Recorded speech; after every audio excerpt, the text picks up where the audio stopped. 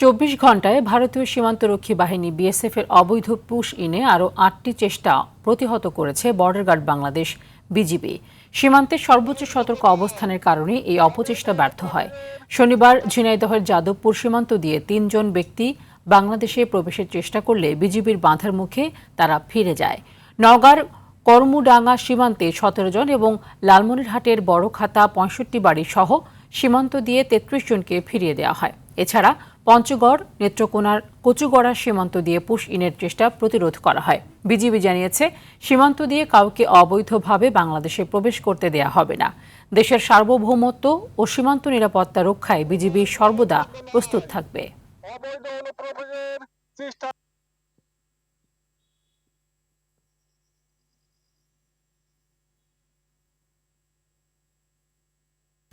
সীমান্তে পুশ ইনের বিষয়ে আরও জানাতে দিনাজপুরের হিলি সীমান্ত থেকে যুক্ত হচ্ছেন সহকর্মী আব্দুল আজিজ।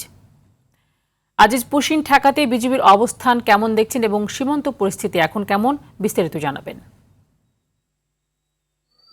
জি তানি, আপনি যেমনটি বলছিলেন, আমি এখন অবস্থান করছি হিলি সীমান্তের একেবারে জিরো পয়েন্টে। আপনি দেখতে পাচ্ছেন আমার পিছনে রেল লাইন, এরপরেই কিন্তু ভারত সীমান্ত।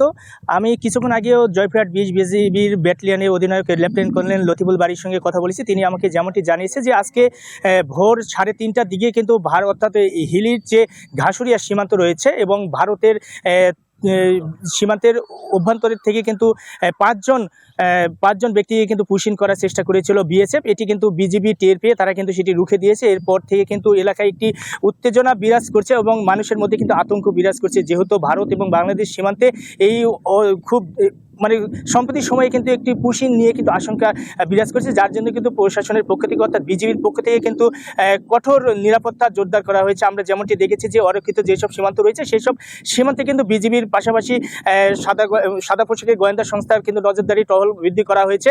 সেই সঙ্গে রাত দিন ২৪ ঘন্টা কিন্তু বিজিবির যেসব সীমান্ত অর্থাৎ অরক্ষিত রয়েছে সেখানে কিন্তু তারা কঠোরভাবে নজরদারি করছে। আমরা এখন পর্যন্ত যেসব বিষয় দেখতে পেয়েছি যে আসলে বিজিবি তারা কিন্তু সর্বদা কিন্তু জনগণের সহযোগিতা কিন্তু তারা নিচ্ছে এবং বিভিন্ন সীমান্তে আমরা দেখেছি জনগণের পাশাপাশি কিন্তু তারা বিজিবিরা কিন্তু এইসব সীমান্তে কিন্তু পাহারা দিচ্ছে। এখন পর্যন্ত বলা চলে এই দিনাজপুর এবং হিলি সীমান্ত অর্থাৎ জয়পুরহাট ২০ বিজিবির আন্ডারে কিন্তু 50 কিলোমিটার সীমান্ত রয়েছে এবং দিনাজপুর সেক্টরের আন্ডারে কিন্তু ১৪০ কিলোমিটার সীমান্ত রয়েছে। এইসব সীমান্তে কিন্তু কঠোর নজরদারি কিন্তু বৃদ্ধি করা হয়েছে, অর্থাৎ ভারত থেকে কিন্তু কোনো প্রকার অবৈধ পথে যেন কোনো মানুষ যেন বাংলাদেশে প্রবেশ করতে না পারে সেই ক্ষেত্রে কিন্তু বিজিবি সর্বদা সচেষ্ট রয়েছে।